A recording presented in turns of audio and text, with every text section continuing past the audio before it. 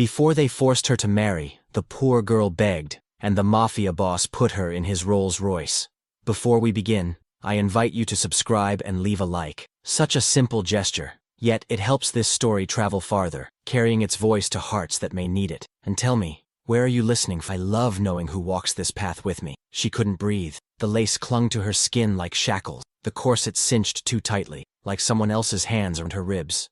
The perfume was too strong, too floral, too perfect for someone else's life. And the veil, it trembled where it hung, not from a breeze, but from the weight of everything crashing down inside her chest. Elena stared at herself in the gilded mirror, blinking back the panic. Her lips were numb, her fingers numb, her heart too loud. She didn't recognize the woman looking back. She wasn't beautiful. She was terrified. The door opened behind her with a soft click. She froze. His voice came in low, hesitant, too familiar for this foreign place. They told me you were ready. She didn't turn around. Her voice cracked like glass. Does this look ready to you? Luca stood in the doorway for a second too long, long enough to read the tremble in her shoulders, the way she was holding herself together with nothing but sheer will. Then the door closed behind him, sealing them in. She saw his reflection before she dared to meet his eyes. His dark suit was tailored, sharp, dangerously handsome. His tie undone, as always, a quiet rebellion. The scar on his jaw, a memory from their childhood, the day he took a knife for her. But his expression now, she'd never seen it like, not even in the worst nights of blood and fire. Elena, his voice was quieter. Tell me what's happening. I can't do it, she whispered. Her eyes locked on the stranger in the I can't marry him. He stepped closer, slowly, like she was made of porcelain and about to shatter. I thought you made peace with this. No one makes peace with being sold. Her breath hitched. I tried to be brave. I told myself it didn't matter, that it's what women like me are born for. But I can't. Luca, I can't even breathe in this dress. He stopped inches from her back. Her reflection trembled when he raised his hand, hovered it above her shoulder, not touching, not yet. She finally looked at him through the mirror. Her eyes were full, brimming, pleading without sound, and that was when he broke. He turned her by the waist, gently, but with force he didn't mean to show. Her hands went flat against his chest, instinctive, seeking anchor. His heart thudded beneath her palms like it was trying to say what he wouldn't. I don't care what they planned, he said, low and sharp. You are not marrying that man. You can't say that, she breathed. You're about to become the head of the Romano family. And? He leaned in. His breath brushed her lips. You think I'll lead a dynasty that forces the only person I've ever… He stopped. Elena, you're not marrying anyone. Not today. Tears slipped down her cheeks, silently, but she shook her head, not in refusal, but in disbelief. If you do this, it's war. His jaw clenched. His voice dropped further, a dangerous whisper. Then let it be war. In emotion so fluid, so instinctive, he lifted her into his arms. She gasped, not from the strength, but from the certainty. He didn't hesitate, not once.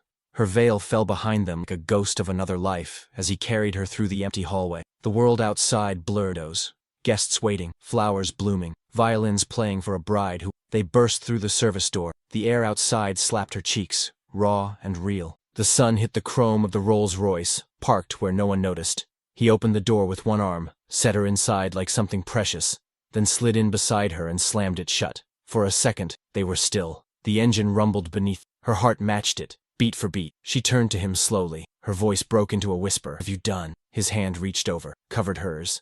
Steady, alive. I've done, he said, locking eyes with her. What I should have done the day they told you belonged to someone else.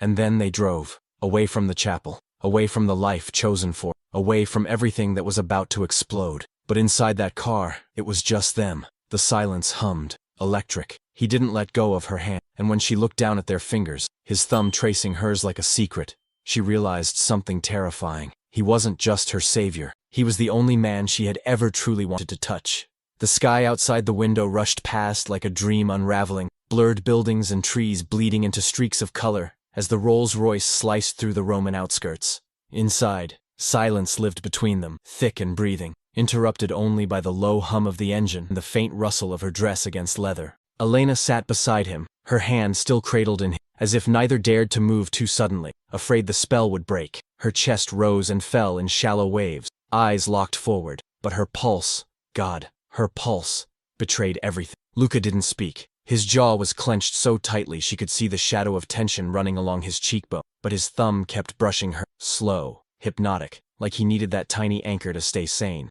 Outside, horns blared, sirens whispered in the far distance. the city already waking to the scandal erupting behind them. But inside this car, time had folded in on itself. When she finally turned to him, her voice was a ghost. "Where are we going?" He didn't look at her. "Somewhere they can't touch you." And after that, now he turned. His eyes were darker than she remembered, storm-shadowed, haunted, but clear. "I don't know." She studied him, the man she'd known her whole life, the boy who once scraped his knees for her, who learned to shoot beside her, who never once crossed the line that now blurred like the world outside. He hadn't kissed her, he hadn't said he loved her, but the way he looked at her, it was as if she was the only thing in the world that still made sense. "I shouldn't have let them dress me like that," she whispered, almost ashamed. "I should have run sooner." He exhaled slowly, voice low, rough, like gravel under silk. Don't carry guilt for surviving a system designed to cage you." Her eyes flickered. "You always talked like that?" "Only when I'm furious." That made her lips part. Almost a smile, almost disbelief. But before she could respond, the car jerked slightly as he changed lanes, and her shoulder brushed his. The contact was accidental. The tension it lit was not. She swallowed. The warmth of his arms so close, the scent of him, clean, wood smoke, the memory of summer nights and danger. It was maddening. She leaned back against the seat, forcing distance, needing space to think, but her body betrayed her, leaning ever so slightly toward him again. "Do you regret it?" she asked, softer now. "Taking me?" He turned his head, just enough to pierce through her. "No, but they'll come after you, all of them." "I said no, Elaine." She fell quiet again, but the name, her name in his voice, rippled through her like heat in cold water. She turned her head slowly, heart thrumming. His jaw was still tight, his hand still held hers, but something else simmered beneath his skin. Not rage, not fear, desire. It wasn't loud, it didn't scream, it breathed, it pulsed, it waited. Her voice came low, unsure. "You've never looked at me like this before." "I wasn't allowed to." His answer came so fast it startled her, then slower, rougher. "And now I can't stop." Her breath caught. The traffic lights ahead turned red. He stopped the car. The world froze. He looked at her fully now, not as a friend, not as a protector, but as a man standing on the edge of something irreversible. "Elena?" He didn't need to finish the sentence. Her name held everything: warning, worship, ruin. And yet she leaned closer. His hand lifted, brushed a strand of hair from her face, fingertips grazing the skin near her temple. She didn't move. Her lips parted as his thumb ran slowly down her cheek, resting just beneath her mouth. He watched her like she was the first real thing he'd seen in years. "I should take you somewhere safe," he said, barely above a whisper. "You already did," she answered. The light turned green. Neither of them moved. He leaned in, so close, the heat of his breath warmed her lips, but didn't kiss her. Instead, he rested his forehead against hers, eyes closed, fingers still cradling her cheek. Their breaths tangled, their hearts beat in the same fragile rhythm, and in that stillness, something passed between them that neither would dare name. Not yet. The car behind them honked, distant, irrelevant. He pulled back just enough to meet her eyes. "Not here," he murmured. She nodded slowly, her voice a thread. "Then take me where we won't be interrupted." His jaw twitched. He shifted gears. The engine growled. The Rolls-Royce surged forward like it had a heart of its own, pulling them toward a future no longer made of silk and gold, but of fire and choices they could never take back. The sky had darkened by the time they reached the villa, an old stone house buried deep in the Tuscan hills, where no one asked questions, and silence grew thick like ivy across the wall. He parked in front without a word, engine cutting to stillness, and for a moment neither of them. The quiet between them had changed. It was no longer hollow, it throbbed. Luca stepped out first, circled the car with measured calm, and opened her door like it was sacred. She looked up at him, her legs unwilling to move, breath caught somewhere too deep to reach.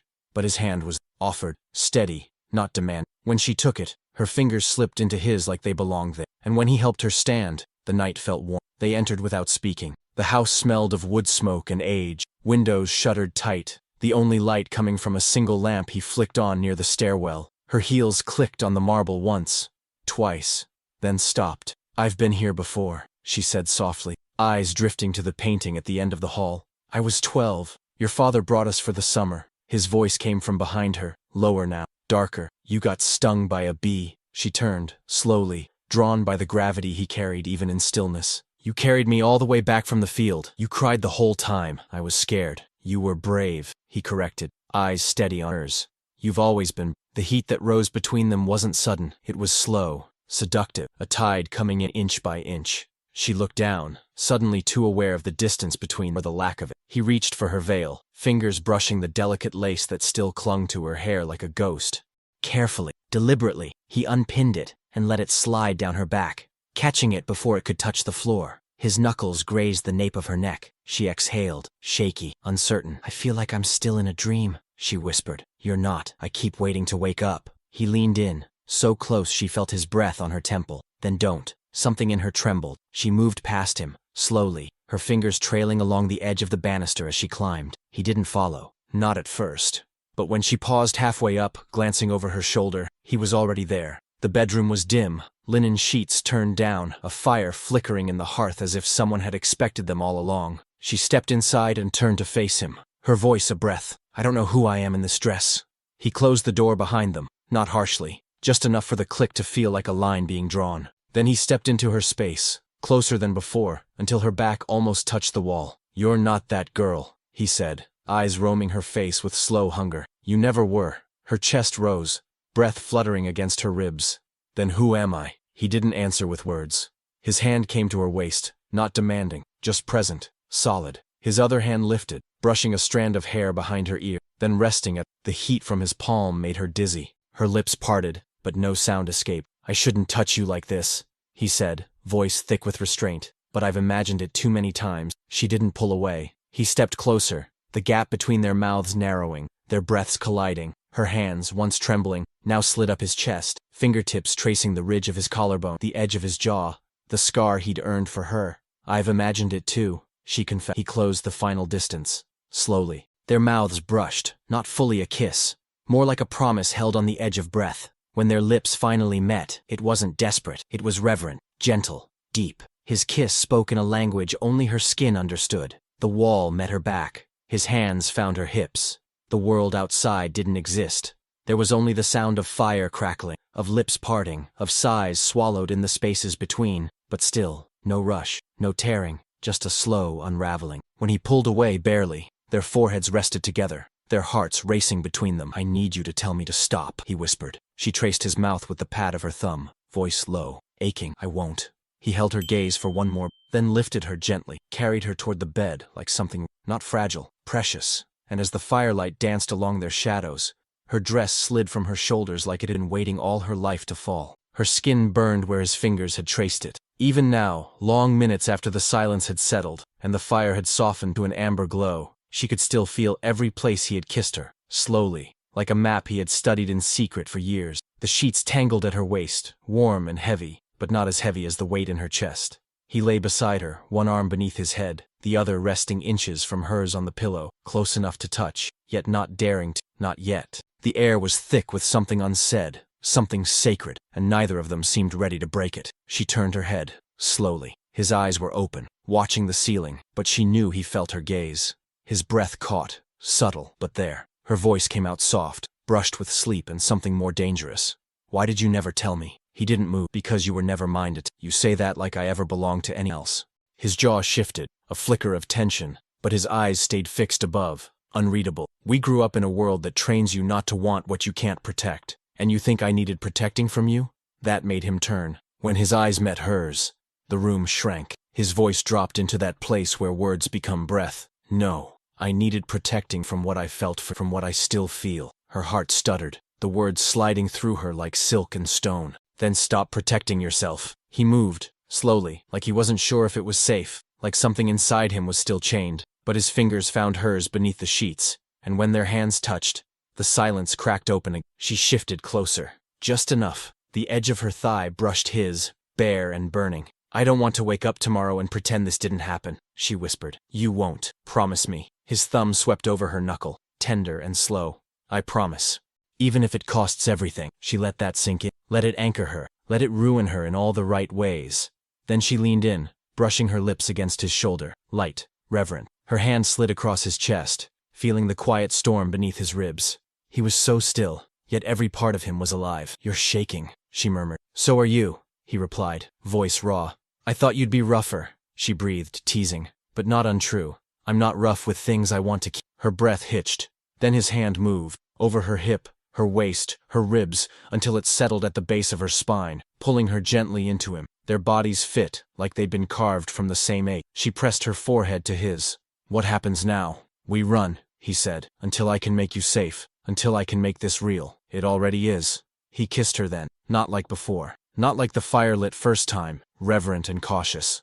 This kiss was deeper, hungrier. It tasted like a vow, like possession whispered through skin. Their hands tangled, limbs pulling each other closer, breath mixing with breath. The tension swelled again, sharper this time. Not the first fever of discovery, but the second, the one that comes when you know exactly where to touch and when to hold still. The fire cracked louder, the sheets slid lower. Her fingers dug into his back. His name escaped her mouth like a secret slipping in the dark, and still, he slowed it. When she thought he might lose control, he didn't. When she thought she might beg, he spoke instead. "I want to see you," he whispered, pulling back just far enough to look into her eyes. "Not just your body. I want to see you." No one had ever said that to her. No one had ever meant it. She let him watch her unravel. Let him taste the parts of her no one had ever touched. Not her skin, not her soul. She let him make love to every piece she thought had been destroyed. And when it was over, when her breath slowed against his shoulder and her lashes fluttered shut, she didn't feel broken. She felt claimed, but not like property, like purpose.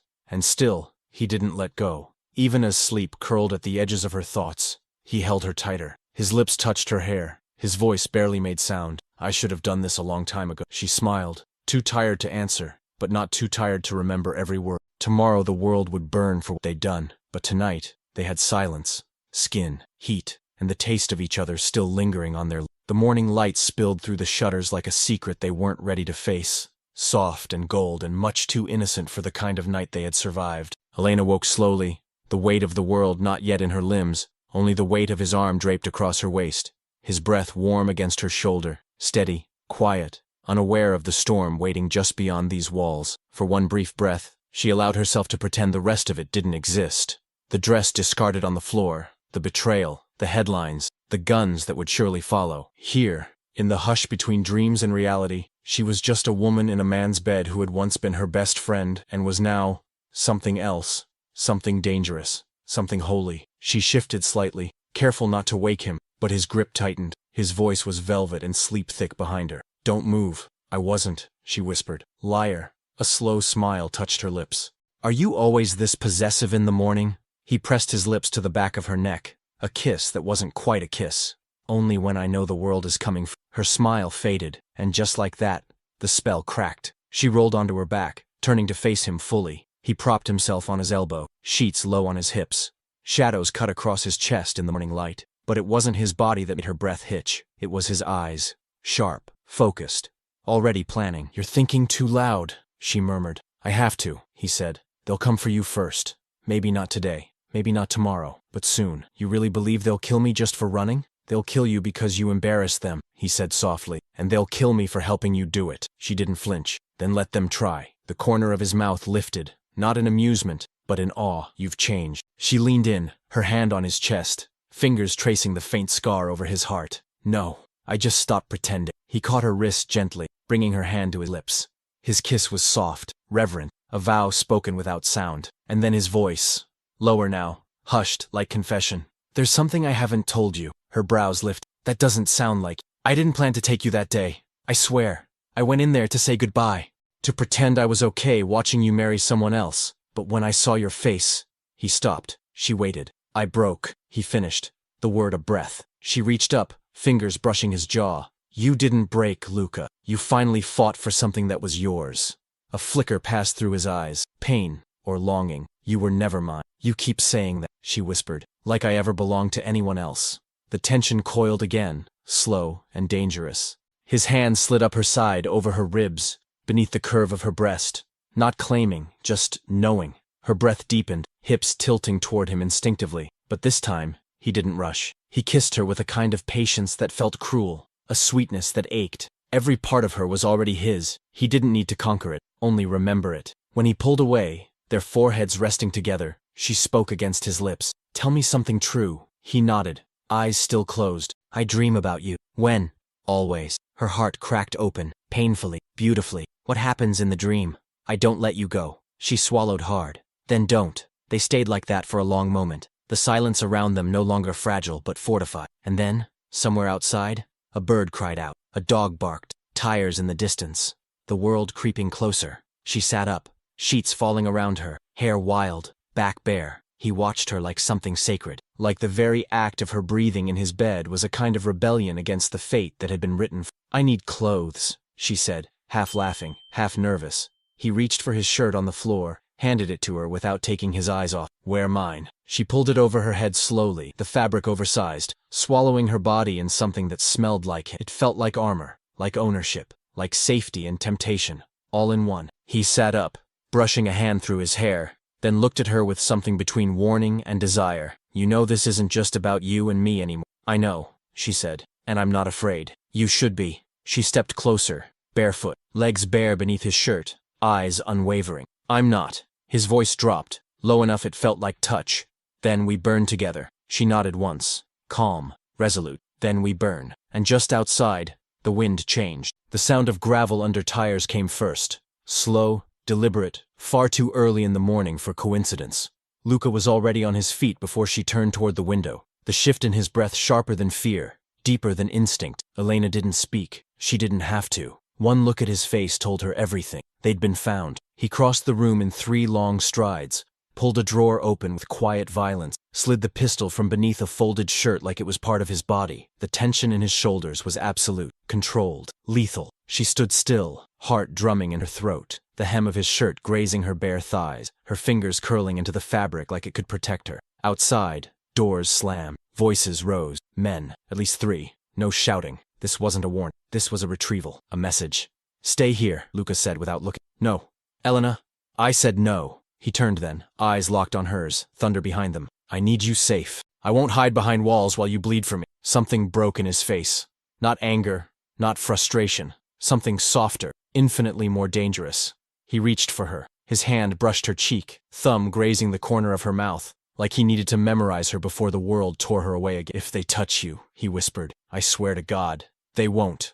Her hand covered his now, grounding him. "You're still mine." That word, still. He kissed her, harder this time, desperate. A silent scream poured into her mouth. It wasn't goodbye, not yet, but it tasted like the edge of it. When he pulled away, she followed his breath with her own. Then he was gone. She didn't wait. Down the hallway, barefoot and fierce.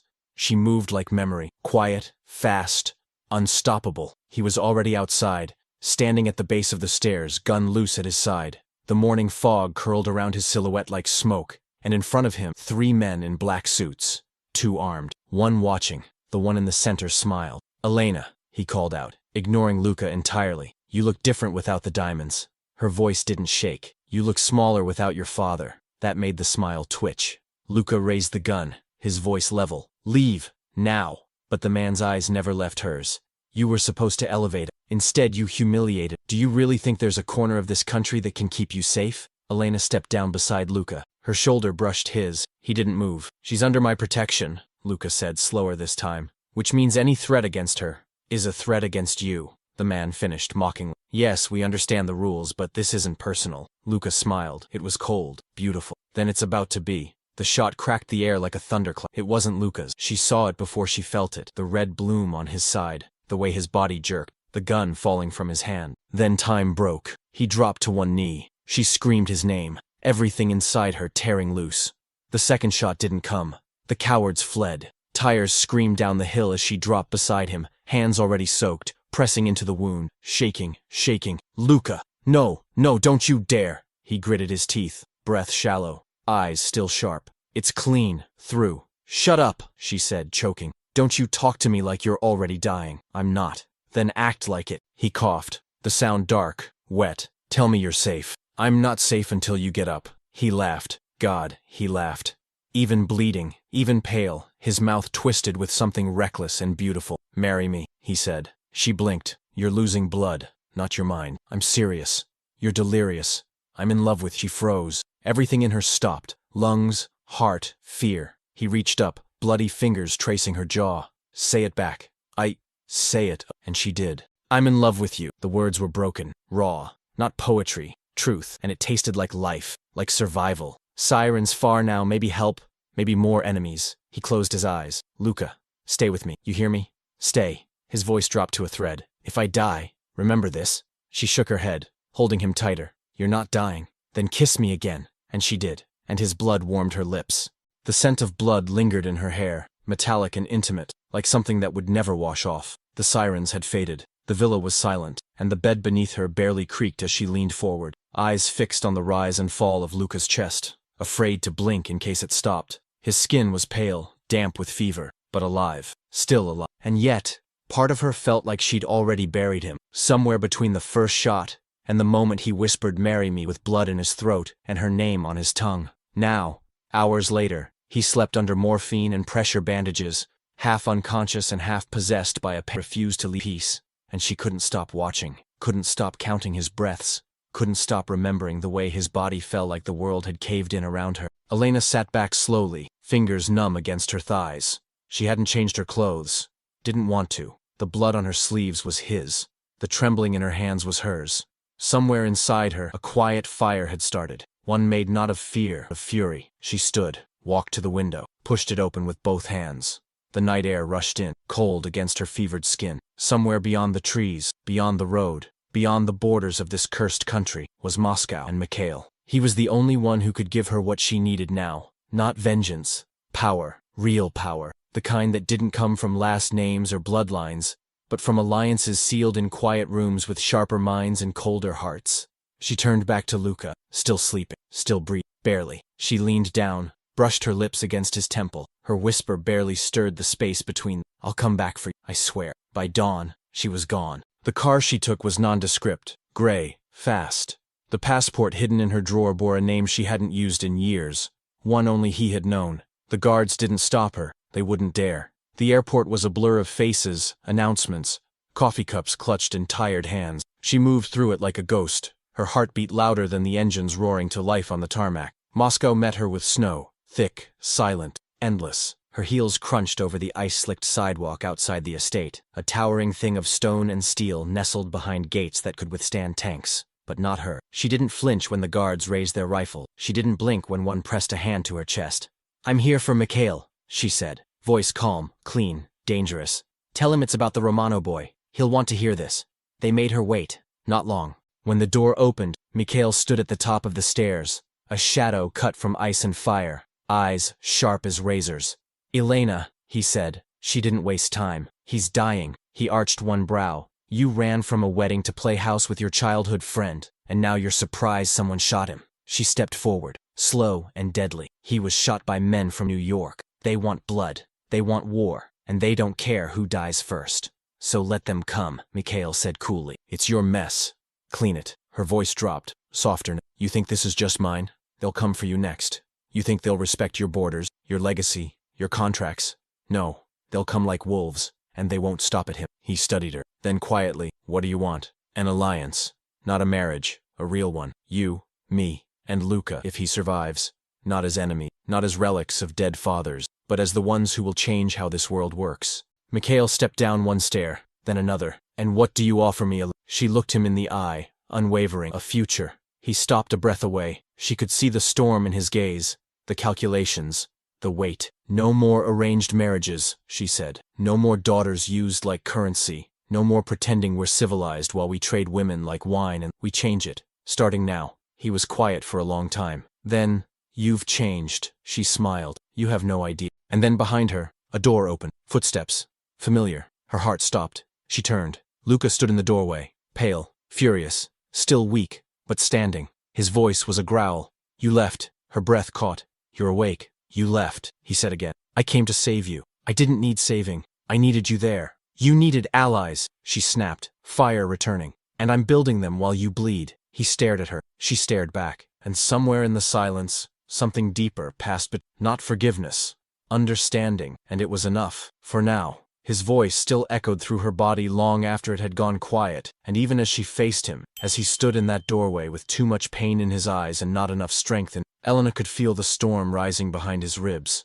Too proud to ask for her, too furious that she'd left, too desperate to pretend he didn't understand why she had. He was in pain, and not just from the wound in his side. This pain was older, deeper, carved into him from years of swallowing things he never dared to say. And now, all of it was pouring into the space between them like smoke with no fire to blame. She stepped toward him slowly, her heels silent against the marble, chin lifted, heart trembling but not afraid. Her voice, when it came, was low, magnetic. "You think I walked away from you? I walked toward every bullet that was meant for your body. I walked toward the man who could stop a war before it starts. I walked so you could still be standing now, so you could still look at me like this and hate me for loving you too loudly. Luca didn't move, didn't blink, but his jaw clenched, the way it always did when he wanted to feel nothing and failed. His hands were at his sides, curled into fists, and his body, leaning too heavily against the doorframe, betrayed how close he still was to the edge. And yet he spoke like he was made of iron. You should have told me. You weren't conscious, she replied, sharper. And I didn't have time to wait for you to wake up and grant me permission to save your life. I didn't need saving. She laughed, soft and cold. You were bleeding out in my arms. He looked at her then, really looked, and the silence shifted. There was something in his eyes that made her pulse slow. Regret, or recognition. A memory of everything they used to be before the world made them harder, before love had teeth. You terrify me, he whispered. Her breath caught. Because you would burn down every throne in this world just to build me a bed to die in. Her voice was a hush. And you would rather die than admit you. A slow pause. Then, his lips curved. Barely. Maybe. She moved closer. Only inches between them now. Her hand lifted. Not to touch, just to hover. Her fingers traced the air near his cheek, near the shadow of his jaw, close enough to feel the heat of his skin, but not the contact. He didn't step back. Behind them, Mikhail watched, silent, calculating, and then, finally, he spoke, his voice a knife across velvet. If you're done bleeding all over each other, we have a war to prepare. Luca didn't look away from her. No more running? Elena shook her head. Not unless you're running with me. He exhaled, long and low. Then let's burn together. Mikhail's gaze flicked between them, and for a moment, something unreadable passed through his eyes. I'll call Anya. She'll agree? Elena asked, voice still breathless from Luca's nearness. She's been waiting for this longer than you think, he said. She's tired of being a daughter and nothing more. Luca straightened at that. Then we're not alone anymore. No, Mikhail said. But that doesn't mean we'll win. Elena stepped back from Luca, her spine tall, her fire returning. We don't need guarantees. We only need enough rage to stop pretending the old rules still own us. Luca's voice came. And love. She turned toward him again. What? We'll need that too. The kind that hurts. Her eyes softened, but she didn't smile. We already have it. Outside, the snow thickened, falling heavier now, like the sky couldn't bear the weight of silence anymore. And inside, 3 souls stood on the edge of something none of them could name. War, or rebirth, or revenge dressed in silk. But Elena only saw one thing. The man she loved, still bleeding, still standing, and finally on her side. Snow clung to her lashes like the last soft lie the world had left. The wind curled around her throat, sharp as a whispered warning, but she didn't. She stood at the edge of the terrace, wrapped in his coat, wrapped in his scent, watching the frost claim the stone railing inch by inch, as if even time had surrendered to silence. Behind her, the doors remained open, the warm breath of the fire flickering across the floor, but she didn't step back. She didn't need, not anymore. She had chosen fire. Luca watched her from the shadows of the room, still leaning against the doorframe like his body remembered pain more vividly than rest. The stitches pulled when he breathed, but he didn't care. Pain had never frightened, not the kind made of bullets, only the kind shaped like her walking away, wrapped in snow and fury and sacrifice. That had carved something permanent into him. You're freezing, he said, voice low, quiet, meant only for her. I know, she replied without turning. It feels honest. He stepped forward, slow, the limp barely visible now, though she could feel it in the way the floorboards creaked beneath his uneven pace. When his hands slipped around her waist from behind, she didn't stop him. When his chin rested on her shoulder, when his breath warmed the curve of her neck, she didn't move, but she didn't melt either. You shouldn't be out here, he murmured. And you shouldn't be walking, she countered softly. Touché. She leaned her weight back into him, just enough. His grip tightened, not possessive, anchored, grounded, like holding her was the only thing keeping him vertical. They'll come soon, she whispered, eyes still locked on the snow-covered distance. I know. Do you think they're afraid of us? He didn't answer at first. He pressed a kiss to the base of her neck, slow and warm and deliberate. Then, they should be. She turned then, slowly, deliberately, his coat falling open as she faced him. Her fingers found the hem of his shirt, rising beneath it to feel the heat of his skin, the bandages, the proof that he was still healing and still here. His breath hitched, just enough for her to feel it, and her voice came like silk over steel. You terrify me too. He blinked, surprised.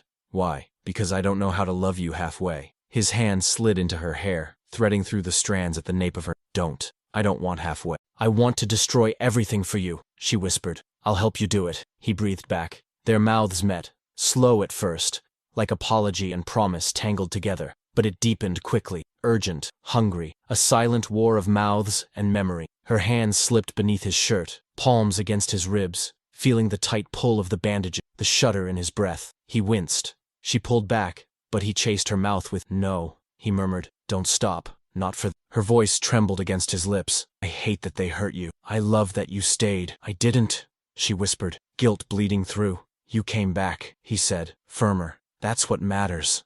She kissed him again, slower this time, deeper. When they parted, her eyes were glassy, not with tears, never tears, but with something stronger, something ancient, the kind of devotion that women weren't allowed to feel in the world they were born into. Inside, the fire cracked louder, as if reminding them the world was still turning. "We should talk to Anya," she said finally, breath still shallow. "She's waiting," he replied, brushing a curl from her face.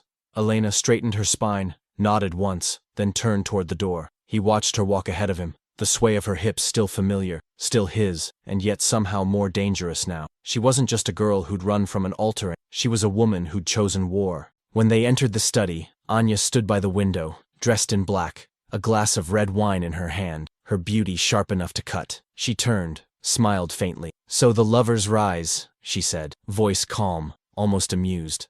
Elena didn't smile. "You're not surprised." Anya sipped her wine. "Only that it took you both this long." Luca stepped beside Elena, shoulder to shoulder. "You ready for this?" Anya tilted her head. "I was born for this." Mikhail entered behind them, his presence cold and deliberate. "Then it begins."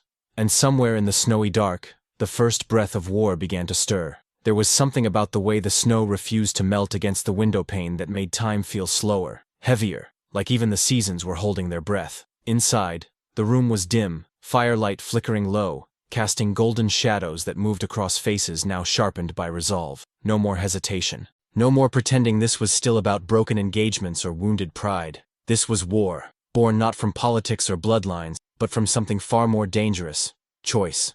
Elena stood at the center of it all, spine straight, gaze locked on the map spread out before them like a body waiting to be cut open. Red lines, black markers, names circled in ink, each one a man who once shook her father's hand and now whispered death in Luca's direction. The silence was thick, expectant. Then Anya spoke, voice like a scalpel. "They move from the west, small teams, not flashy, quiet. They're not here for theatrics, just a clean kill." Luca's jaw tightened. "And they think they'll find that here." Mikhail crossed his arms, eyes pinned to the map. "They're testing our reach, our patience, hoping we'll crack before they commit to the full wave." Elena's voice cut through. "They won't wait long." All eyes turned to her, but she didn't shrink. She had fire now, not just in her heart but in her mouth, her bones, her blood. It made her sharp, beautiful, untouchable. "They know we're gathering," she continued, "and that scares them, because if we hold the line, if we unify what they've spent decades dividing, we become something they can't control." Anya lifted her glass, her smile slow. "I do love when you speak like." Luca didn't smile. He couldn't.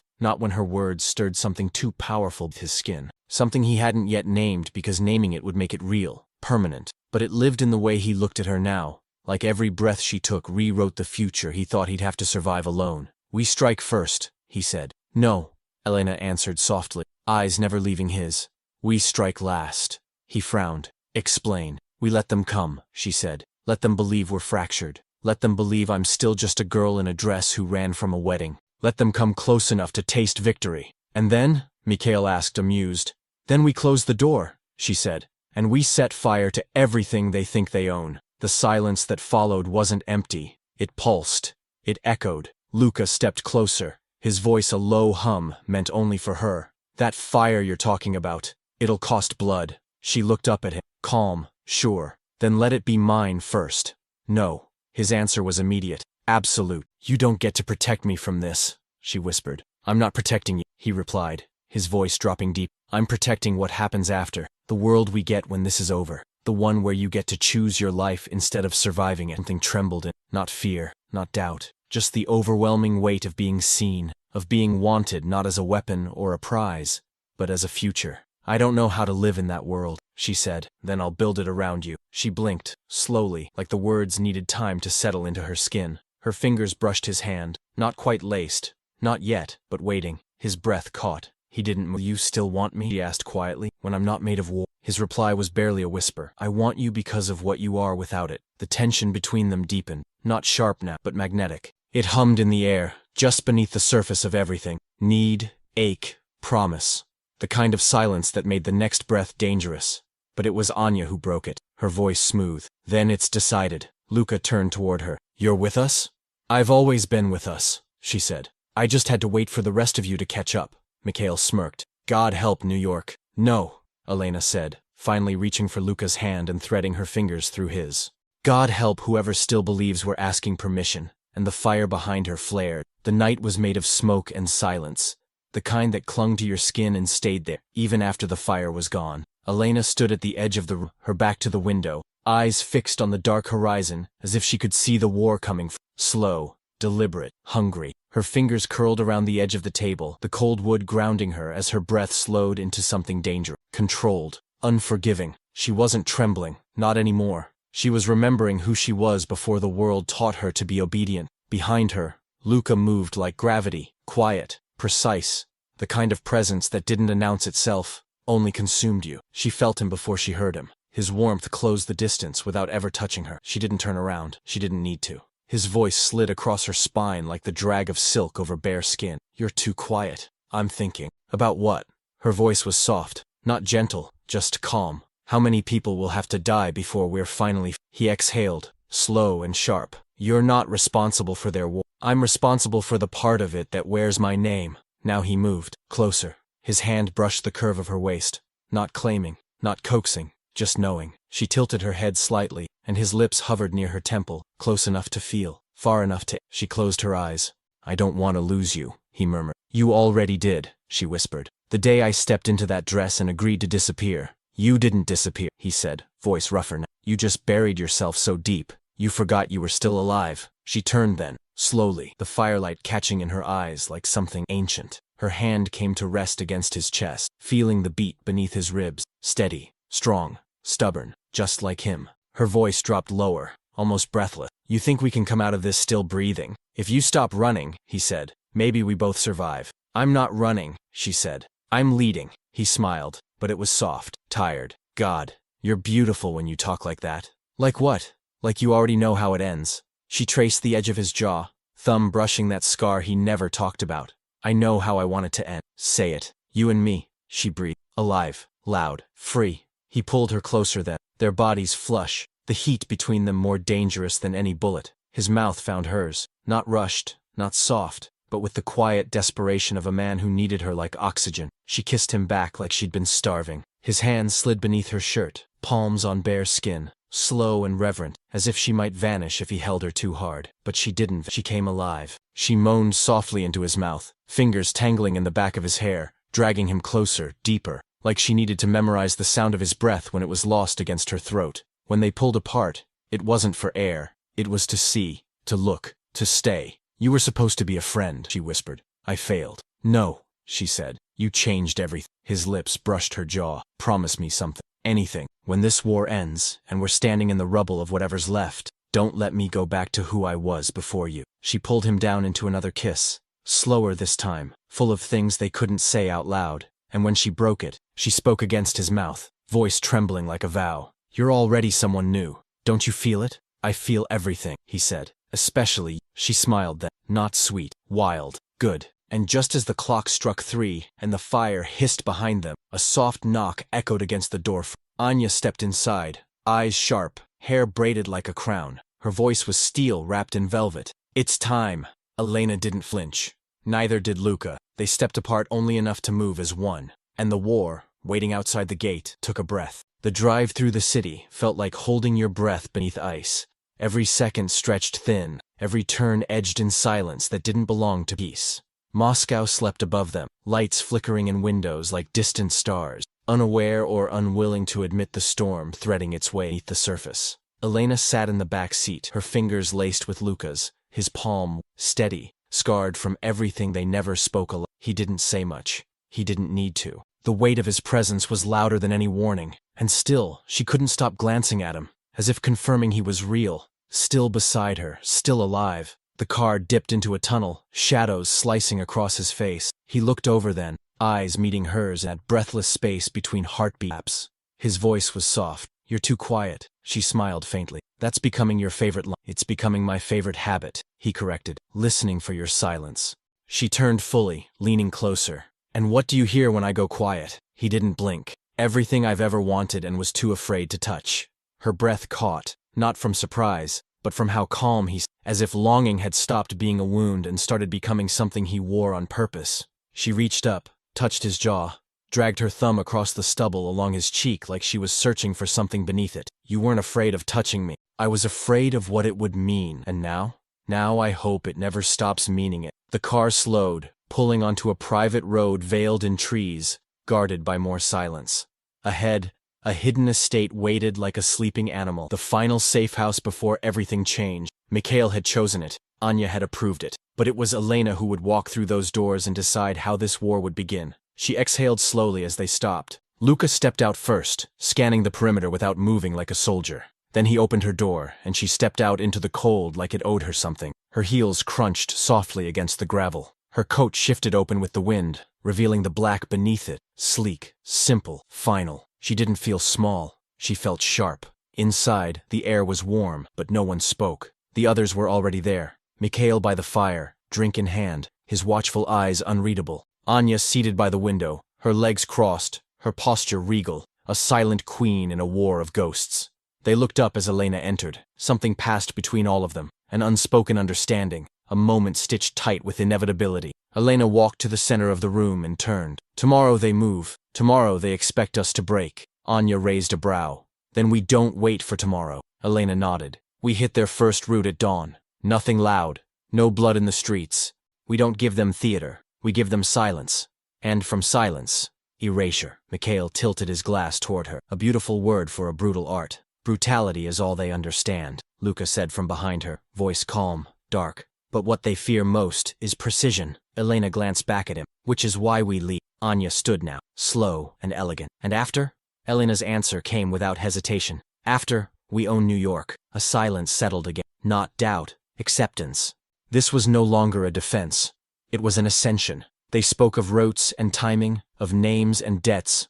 But beneath it all, Elena's pulse remained steady. She was aware of every breath Luka took beside her, every glance he stole like a promise. When the meeting ended, and the others disappeared into private calls and maps and preparations, she stayed behind. Luka did too. She didn't face him at first. Just stood in front of the fire, her hands outstretched toward the heat like she was thawing a version of herself that had once been soft. She heard him approach, each step deliberate, unhurried. When he was close enough, his hand brushed her lower back. She leaned into it without thought. You're not what they expected, he said. No, he replied. I'm what they deserve. He turned her then, slowly, reverently, until they were chest to chest and breath to breath. His hands framed her face, his thumbs brushing the corners of her mouth. I'd follow you anywhere, he said. You already are. Then finish it, he whispered. End them, and come back to me. Her lips parted, not for words, just air, just the echo of something inevitable. She kissed him, once, deep, slow, like memory and prophecy woven together, and when she pulled back, she rested her forehead against his and spoke without blinking. I'm not coming back. He stilled. She smiled, soft and cruel. Because when I return, I won't be who I was when I left, and neither will you. Dawn didn't rise. It bled. The sky over Moscow was brushed in cold fire, streaks of crimson breaking across the frost-bitten blue like a wound refusing to close. Elena stood at the threshold, watching it all unfold through glass, her breath fogging in soft ghosts that drifted upward and disappeared. She wore black, not for mourning, for memory, for the girl she had buried in silence, the one who once waited politely to be chosen, to be protected, to be allowed. That girl was gone now. What remained was a woman sharpened by war, kissed into flame, no longer afraid of what it would cost to be everything they told her she couldn't become. Behind her, the house stirred, footsteps, hushed command, the clink of weapons being checked for the third time. Every sound carved itself into the stillness like a countdown, but she didn't move. Not until she felt him, Luka, the heat of him approaching without a word, a storm wrapped in restraint. She didn't turn, just waited, and he came to her like gravity, inevitable, silent, aching. His hand found her hip, fingers slow and certain, as if grounding her was his only task. Cold? He murmured, voice low, tender. No, she breathed. I've never felt more alive. His head dipped, his lips brushed the space behind her ear, and she closed her eyes. One heartbeat, two. His voice barely there. I hate that you have to do this. I don't. She turned then, eyes burning into his.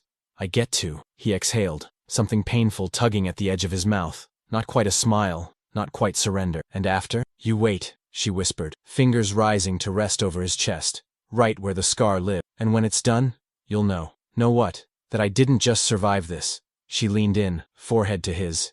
I became it. They didn't kiss.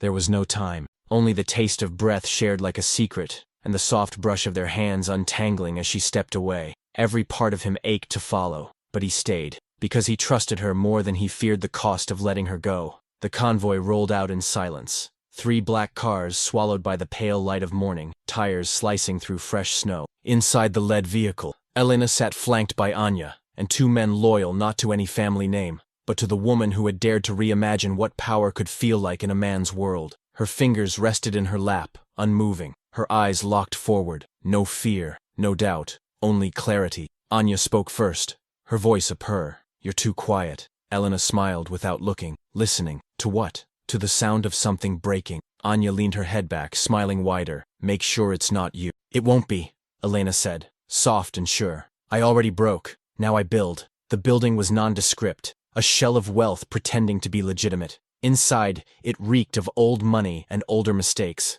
The men waiting there didn't expect her. They expected a man. They expected rage. Instead, they got elegance wrapped in danger. They got Elena. She entered without hesitation, her steps silent but absolute. The room stilled. Chairs shifted. Someone cleared his throat. One of the men spoke, older, bitter. You're early. No, Elena said. You're late. He frowned. We didn't agree to… You didn't agree to anything, she interrupted. Calm, cold. That's the problem. You were too busy trying to hunt what you should have been honoring. A slow silence fell. Then another voice, slicker, younger. We don't negotiate with women who don't know their place. She tilted her head, almost amused. And where do you think that is? The man leaned forward. Anywhere we put you. She smiled, the kind of smile that doesn't reach the eyes, the kind that lives at the edge of a knife. She walked to the center of the room and placed a single file on the names, numbers, locations. Every secret they thought was hidden, every move they thought was safe. You'll surrender, she said, or I'll erase every trace of you from the city you used to own. And if we don't, the first man spat. Elena leaned in, voice like velvet over glass. Then I let the Russians in first. Panic flickered. Real fear now, not of her, of what she controlled. And just like that, the room shifted. Power, like perfume, thick and inescapable. Anya smiled from the doorway. Gentlemen, shall we begin? And Elena didn't look back, because behind her the fire had already caught. It didn't explode. It collapsed. Quietly, beautifully, like a kingdom made of sand finally meeting the tide. The empire they thought would never bend had bowed in a single breath, the sound of silence louder than any gunshot. Elena walked out of that room the way a storm exits a city, slow, deliberate, leaving everything rearranged. Her heels struck the marble with calm precision, her shoulders bare beneath her coat, her pulse unshaken. And behind her, the men who once called themselves kings, now sat with their hands folded, their mouths shut, their futures purchased by the very woman they tried to destroy. Snow fell in fine threads around her as she stepped back into the cold, sharp as glass on her cheeks. But it didn't touch her. Nothing touched her. Not anymore. She was untouchable now, not because she was cruel, but because she had finally chosen herself. Chosen power not as revenge, but as restoration. She didn't need to raise her voice. Her silence had already rewritten the rules. Luca was waiting, leaning against the black car like he had all the time in the world, hands in his coat pockets, expression unreadable, but gaze locked on her like gravity. She didn't smile. Not yet. Just let the distance close, the tension build. He didn't move, not until she was close enough to breathe him. Was it done? He asked softly. It was done before I stepped in, she said. They just hadn't realized it. His mouth curved, slow and dangerous. You scare me when you talk like that. You always said you liked fear. I like you're fearless. He reached for her hand, lifted it to his lips. I like the way power fits your skin. She stepped into him, eyes locked on his mouth. You like me because I don't flinch anymore. No, he whispered. I like you because I know what it costs to stop flinching. Their kiss wasn't soft. It wasn't polite. It tasted like glass breaking, like breath held too long and finally released. His hands framed her face, fingers tangled in her hair, her mouth parting beneath his like she'd waited years for this one. Exact version of steady, reverent, ruined only when they pulled back, barely, their foreheads pressed together, breath mingled, hearts matching. I told them I'd erase them, she said. And did you? She smiled now, slow and sure. No, I made them beg not to be. He laughed, low and rough. God, Mary, she stilled, his eyes open, the moment stretched. I'm serious, he said, no hesitation. I don't care if the war's not done. I don't care if they're still watching. I want you with my name, my house, my blood. I want you as mine, loudly, permanently. Her lips parted, but no sound came. Then, say it again.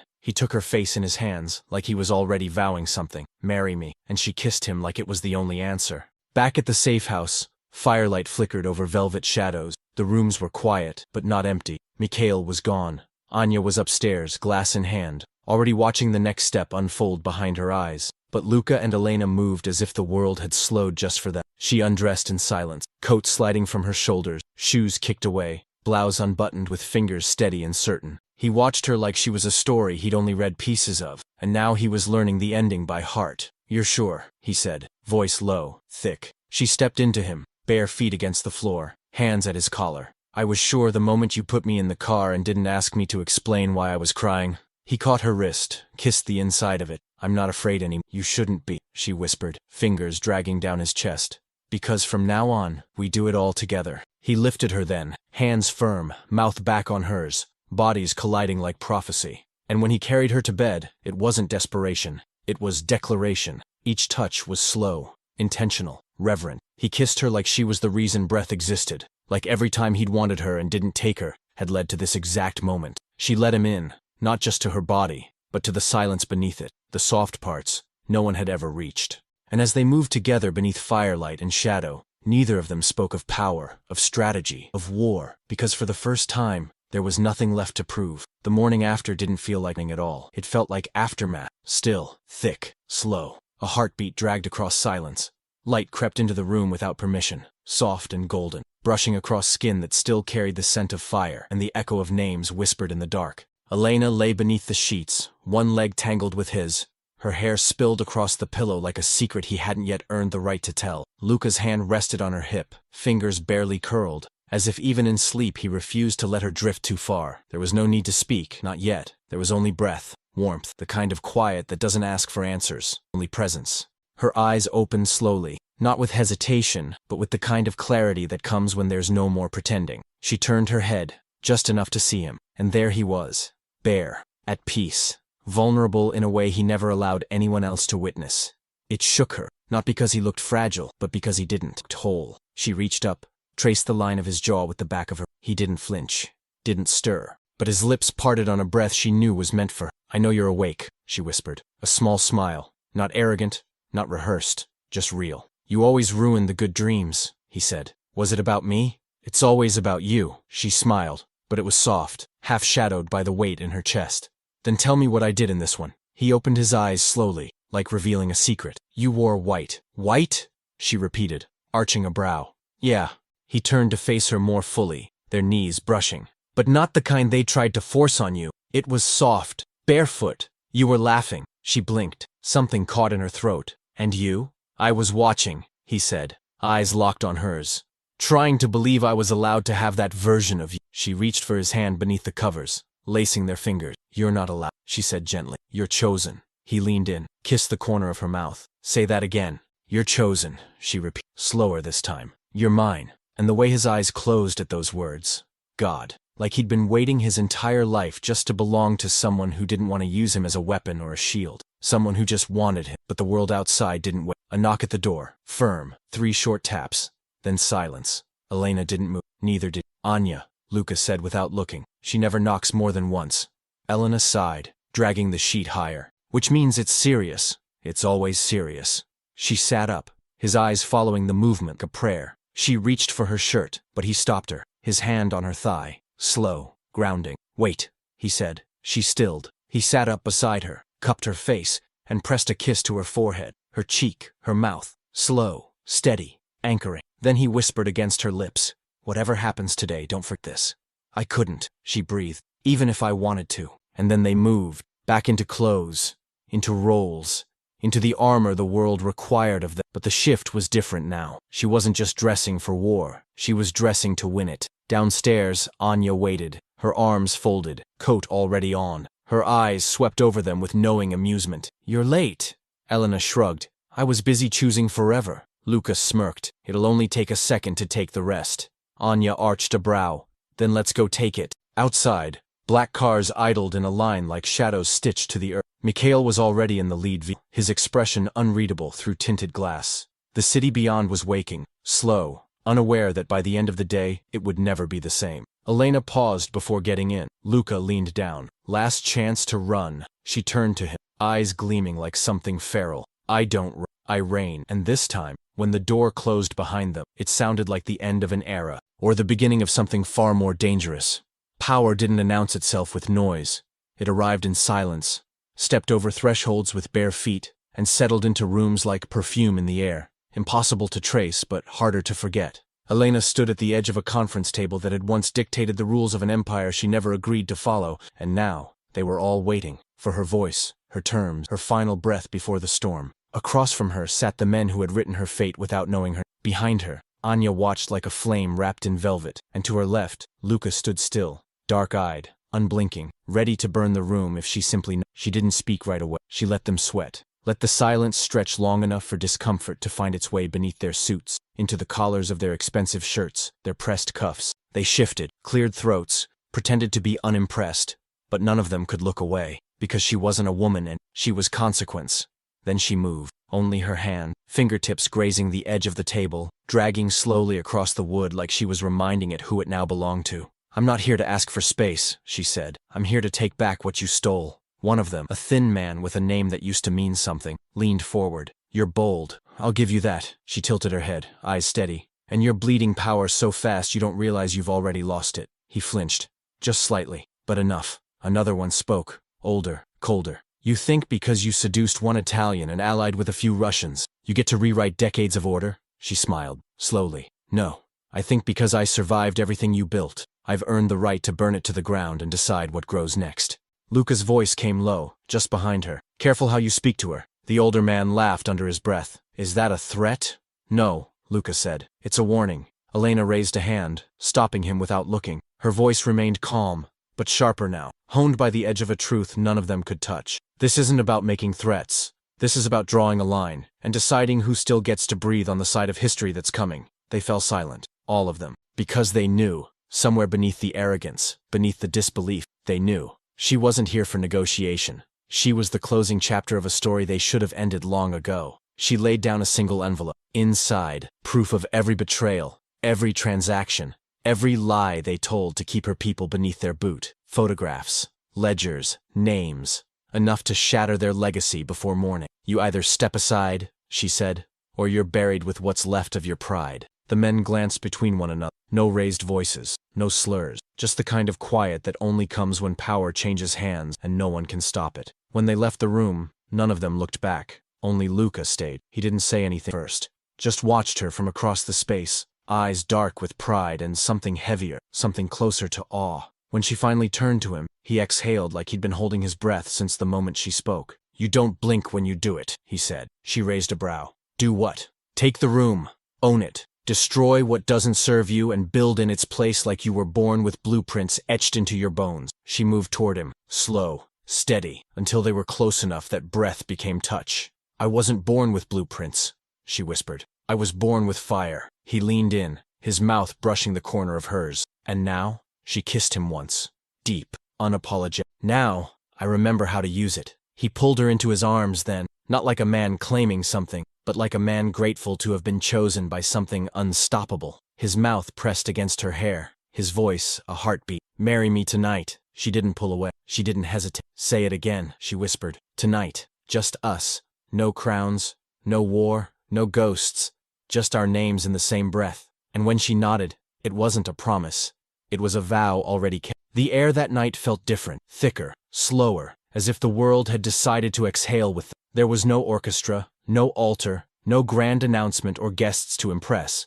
Only soft lights flickering along the old stone walls, the scent of jasmine rising from the earth like a memory, and the way Luka looked at her, like he had waited through war, blood, silence, and time just to see her take one step closer. Elena stood barefoot in the garden, hem of her dress barely brushing her ankles, wind teasing through her hair, skin bathed in silver moonlight. There was no veil, no need to hide. She had walked through fire to stand here, and she wanted him to see all of her, unshaken, undone, unafraid. He watched her from the archway, one hand pressed against the ancient stone, the other curled loosely at his side. as if releasing all the violence it had once held. He wore black, no tie, no armor. Just the man she had always seen beneath the air, beneath the title, beneath the quiet rage he used to mistake for strength. Their eyes met, and that was it. The vow began without words, only breath, only steps, one toward the other, until space no longer existed between them. "Are you real?" he asked softly, almost afraid of the answer. She smiled, fingers reaching for the buttons on his shirt. "Touch me and find out."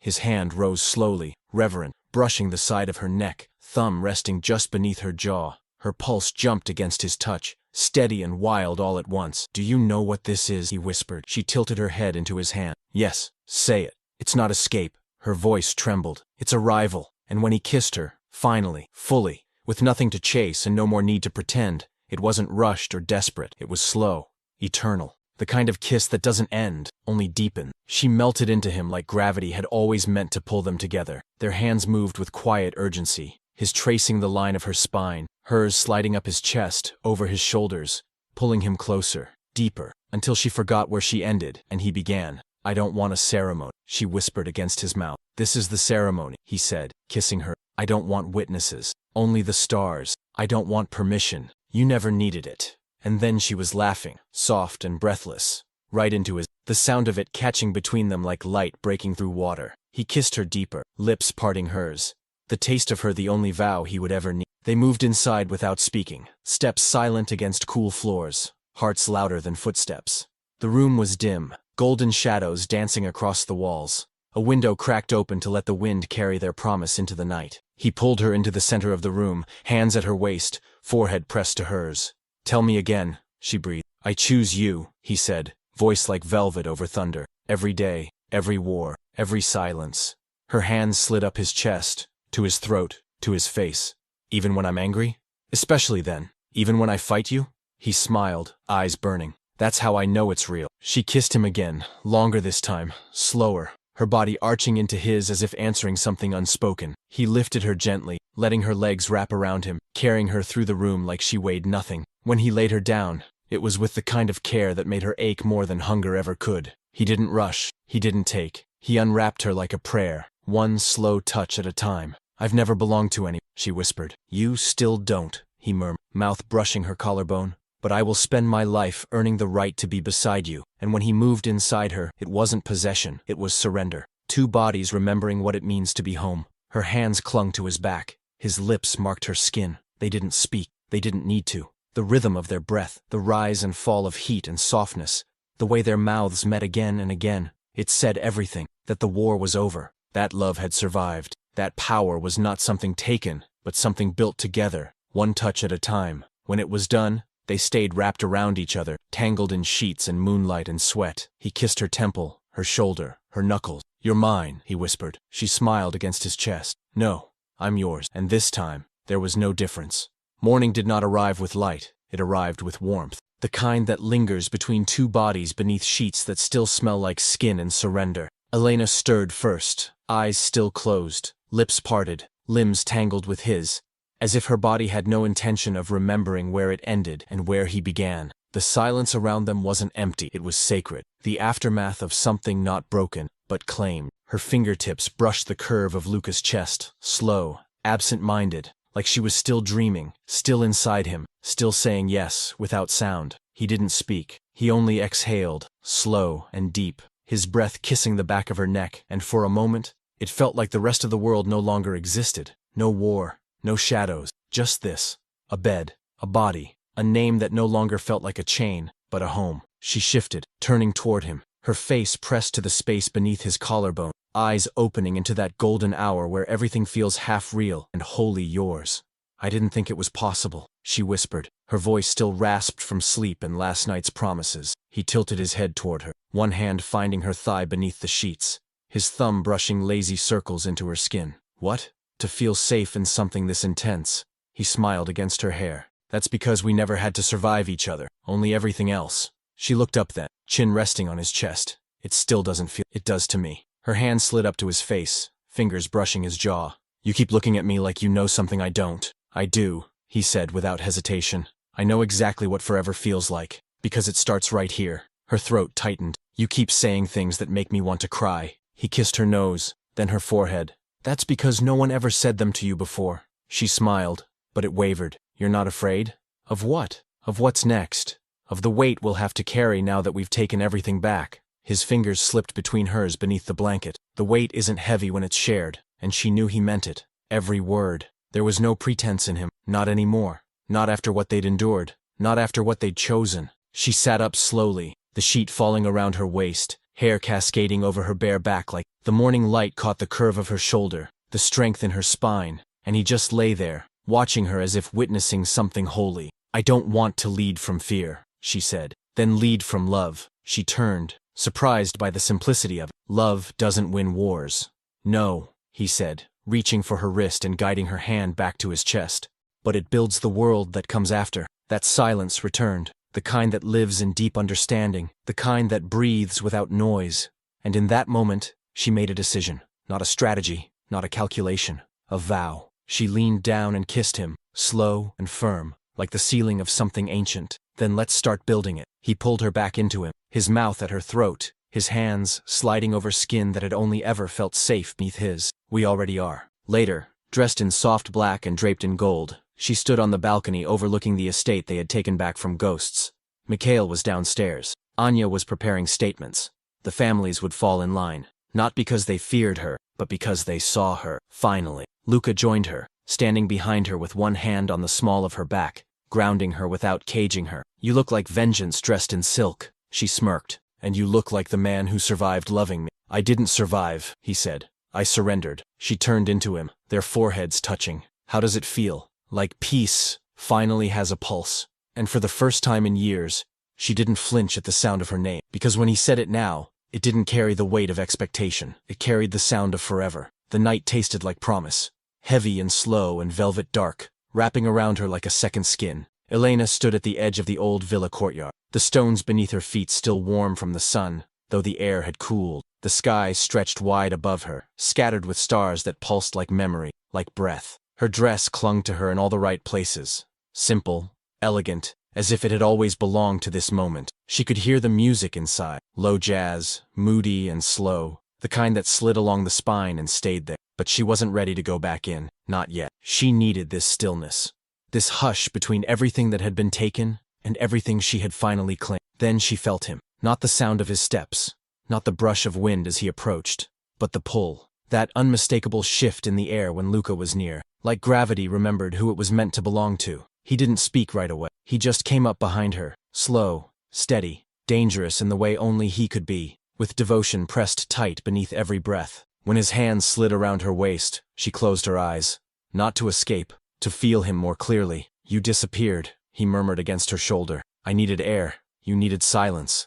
Yes, she breathed, leaning into him, but not alone. He turned her gently, his hands framing her hips as her back met the cool stone wall. She looked up at him, eyes sharp and soft all at once, and he was already there, seeing too much, saying too little. You never stop watching me, she said, because I still don't believe I get to keep you. She smiled, slow, aching. You don't keep me, you stand beside me. His mouth brushed her cheek, trailing down to her jaw, then paused just beneath her ear. Tell me again. What?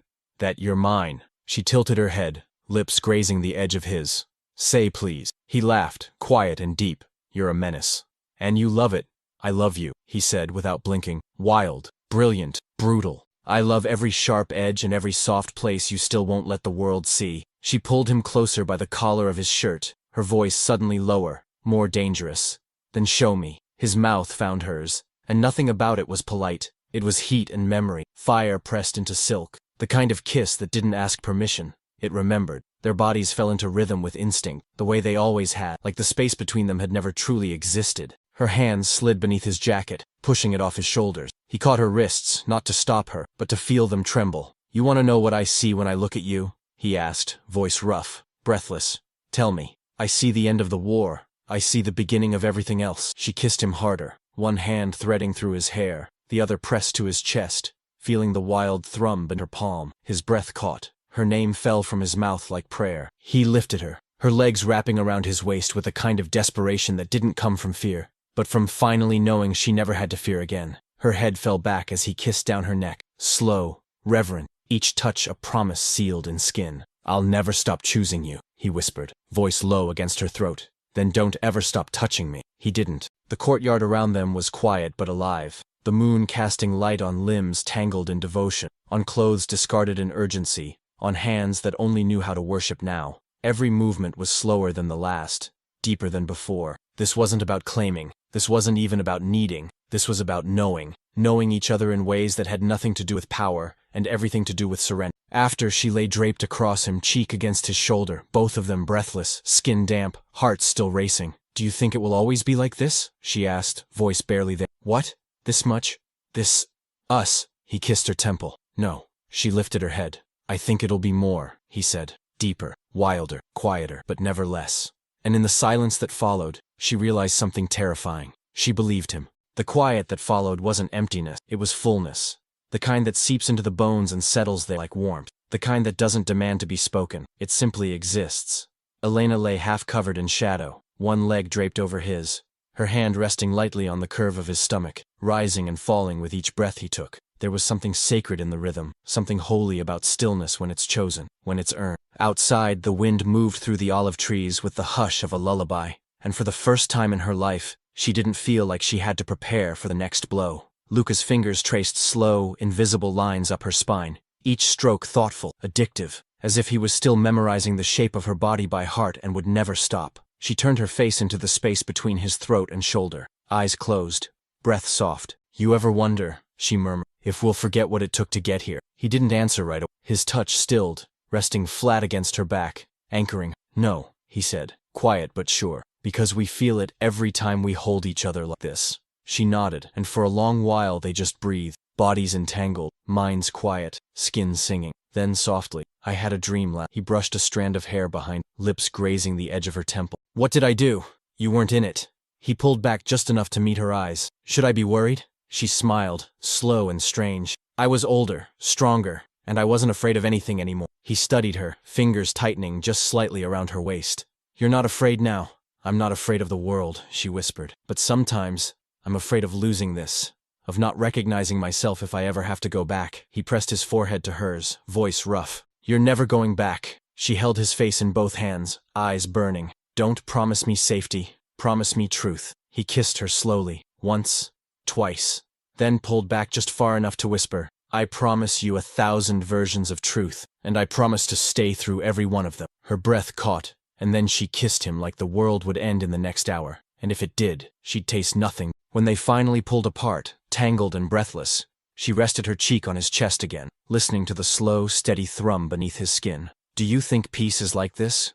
No. I think peace is quieter, but less beautiful. She laughed softly, the sound melting into his skin. And what now? Now, he said, drawing lazy circles into her thigh. We do what they never expected us to. What's that? We live. The words settled in her chest like warmth poured into cold glass. No edges, no doubt. They got up slowly, dressing without words, smiles caught in glances, fingertips trailing down spines and lingering at hips.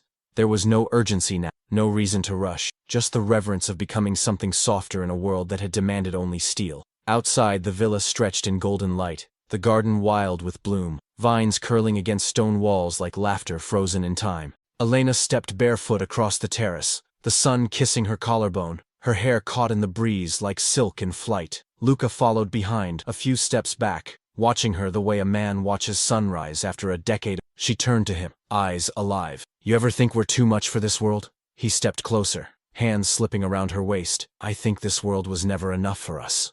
She kissed him again, slow and certain, then rested her forehead against his, whispering, then let's build a better one. And in the distance, birds rose into the sky like they already believed she would. The sound of water echoed softly in the distance, somewhere between a fountain and a dream, and Elena stood still beneath the canopy of late afternoon light, watching the way shadows danced across the stone like memory reimagined. Her fingers were stained with rosemary, the herb crushed gently between her palms as she moved through the garden barefoot, the silk of her dress brushing against her ankle, whispering with every step. It wasn't just beauty that lived here now, it was quiet, a quiet she had built. Behind her, she heard the soft push of a door, followed by the sound of Luca, his footsteps unmistakable, the rhythm of him embedded in her the way a song never truly leaves the skin. She didn't turn. She waited, And when he reached her, when his hands found her waist from behind and his lips brushed the curve of her neck, it wasn't lust or longing, it was reverence. Like worship, like home. You disappeared, he murmured, voice low, wrapped in. I needed a minute. He pressed his chest to her back, his mouth resting just beneath her. You always disappear when you're writing something in your head. She smiled. Maybe. What is it this time? She turned in his arms slowly, her hands sliding up to rest at the base of his throat. A future. His brow rose, eyes narrowing just enough to study her face the way only he knew how. Ours? Ours, she said, leaning in to kiss the corner of his mouth. And everyone who comes after us.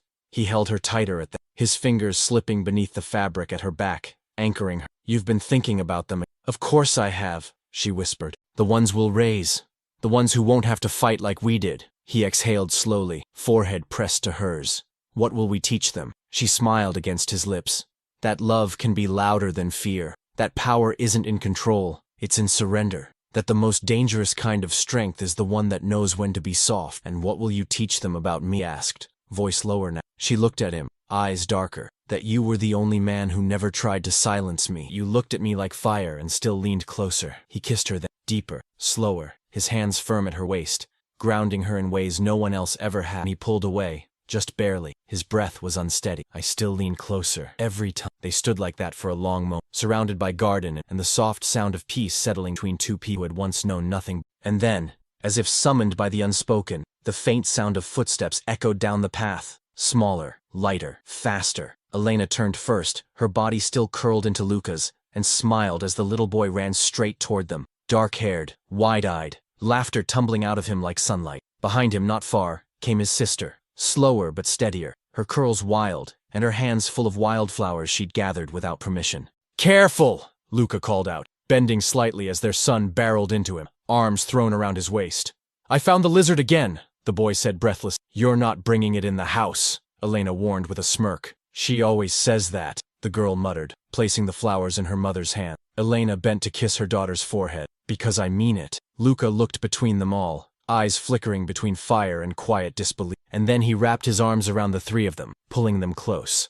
There were no words, not really, just the sound of a man who had once lived in shadow, now drowning in light. Later, when the sun had dipped just enough to soften everything in gold and the garden was once again still, Luca and Elena sat beneath the olive tree, their children asleep inside, their fingers interlaced like always. He turned to her, gaze slow. Sure, we did it. She didn't ask what he meant. She just whispered, yes.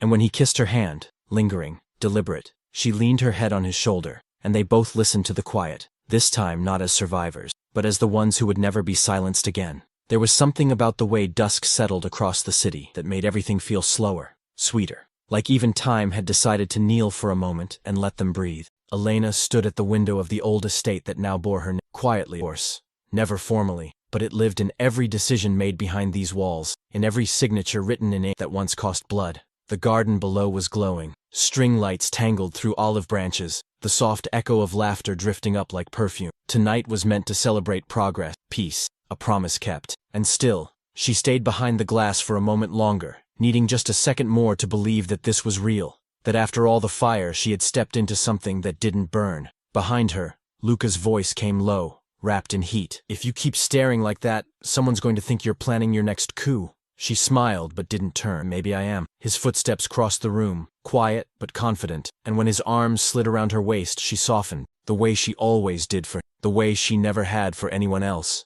He rested his chin on her shoulder, his breath brushing the shell of her. What would you even take now? There's nothing left to conquer. I don't want to conquer, she murmured. I want to protect. He kissed her neck. You already do. Outside, guests were arriving, friends, allies, even former enemies, now dressed in civility, shaking hands they once would have broken. Elena's eyes tracked them one by one. The new council, a quiet revolution in tailored suits and soft silk. Women who spoke without lowering their eyes, men who listened without needing to be feared. What are you thinking? He asked, his mouth brushing her skin with, I'm thinking how strange it feels to be safe, she whispered, and how dangerous I still am. He laughed softly. That's why they follow you. No, she said, turning in his arms. They follow because we didn't ask. We built. We bled. We showed them something that couldn't be ignored. He tilted his head, studying her. You ever going to tell them the full story? She reached up, touched the scar beneath his jaw with her thumb. Would they believe it? That the woman in heels and diamonds once took down an empire with nothing but a whispered no. That the man in black used to believe power meant silence. He caught her hand and kissed the inside of her wrist. They'd believe it if we said it together. She smiled at that. Something slow, certain. Maybe one day. They stepped outside into the golden air, hand in hand, the hum of voices soft around them. Mikhail was already there, leaning against the railing, drink in hand, his expression unreadable, but his eyes softer than they'd ever been. Anya stood beside him in a dress made of dusk, her posture effortless, her presence still as precise as a knife. Anya raised her glass. "You're late." Elena raised an eyebrow. "I was choosing my words." Mikhail smirked. "Still terrifying, I see. And you're still watching," Elena replied. A flicker of amusement crossed his face. "Always." They made their way down the steps, greeted by nods and subtle smiles, the kind reserved for those who had done something impossible and made it look inevitable. Conversations paused as she passed, not in fear, in reverence. Luca's hand never left hers. Someone placed a glass of champagne in her fingers. Someone else said her name with something close to awe. And then, without ceremony, without fanfare, she raised her glass to the crowd, just once. The courtyard fell silent. Her voice didn't need volume. It needed gravity, and it had it. "We were told we couldn't," she said simply, "and so we did." No applause, no reply, just breath held for a moment too long, and then the music started again, and the night returned to its rhythm, but something had shifted. She felt Luca's hand on the small of her back, grounding her again. She leaned into him. "They still don't quite know what to make of me," she said. "They don't have to," he whispered. "You already made yourself." And as the stars settled above them, as the lights flickered through branches and the world whispered around them like a secret being rewritten, Elena realized something so simple it nearly knocked the breath from her lungs. She hadn't just survived the fire, she had become it, and now she only ever burned to keep the right ones warm. The road curled like ribbon along the coast, the sea unfolding beside them in slow silver waves, endless and soft. Elena sat in the passenger seat barefoot, legs pulled up beneath her, her hand resting gently on Luca's thigh as he drove with one hand on the wheel and the other laced with hers. The old Rolls-Royce purred beneath them like a memory too elegant to fade. The windows were down, salt in the air, wind in her hair, and not a single thought in her head that didn't begin and end with this stillness, this man, this life they had carved out of ruin. The children were home, asleep, safe. The calls could wait. The world, for once, was quiet enough for her to hear the sound of her own. He glanced at her, a slow smile curling across his lips, the kind that always made her feel 17 again, furious with need. "You look like you're somewhere else." She didn't open her eyes. "I'm exactly where I want to be." "You always say that when we're driving." "That's because when we're driving," she whispered, turning her face toward him, "no one can reach us." He looked back at the road but reached for her hand again. "You think they'd believe us if we told them it was this simple now?" She laughed softly, eyes still closed. "No, and I hope they never do." The wind tangled through her hair, and for a moment, there was only the road, the soft hum of tires over old pavement, the sound of their breathing, the memory of every version of themselves that once sat in silence because they didn't know how to hold this, to hold peace, to hold each other without fear of breaking what they loved. But now, they didn't break, they didn't even bend, they just became. The car slowed near a cliffside overlook, a spot he'd taken her to once before, years ago, before the world knew her name, before power had curled itself around her spine like armor. Back then, she was still bleeding, still hiding behind sharp words and perfectly drawn eyeliner, still afraid to speak the softness she craved. And he had waited, sat beside her in silence and waited, like men who truly see women always do. She hadn't kissed him. She'd only looked at him like maybe he could be the first person who didn't want to take something from her. Now she kissed him before the engine stopped. He sighed into her mouth, deep and grateful, one hand cradling the back of her neck like a promise. She whispered against his lips, "Park the car." He did. They got out slowly, the door clicking shut like punctuation on something sacred. She walked ahead of him barefoot on the gravel path, the hem of her dress swaying like music only he could hear. He followed without needing to ask where she was going, and when she stopped at the edge, overlooking the horizon where sky melted into sea, he came behind her and wrapped his arms around her waist, pulling her back into him. "Tell me something true," she whispered. He kissed the top of her shoulder. "I still wake up sometimes and reach for you like I haven't earned." She leaned her head back against his chest. "You earned it, every piece of me." "I'm still afraid I'll lose you," he said. "Then you've never really had to fight for love before." He smiled into her skin. "I didn't fight. I fell. And I caught you," she whispered. The sky darkened by degrees, stars surfacing slowly, as if pulled from deep water. She turned in his arms, facing him fully now, her hands resting against his chest. "Do you remember what you told me the night you took me from that chapel?" she asked. I told you no one was going to force the person I loved to marry a man she didn't choose. She searched his eyes. And what would you say now? He didn't blink. I'd say I'd do it again. Every time. Even if it meant burning down the world. She leaned in and kissed him once. Soft, sure, without urgency. Then she whispered, share this story with someone who forgot what it feels like to choose.